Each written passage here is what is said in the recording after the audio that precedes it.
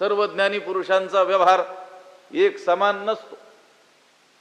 आपल्याला वाटतं बघ हेही ज्ञानी आहेत तेही ज्ञानी आहेत, तर त्यांचा व्यवहार कसा असला पाहिजे?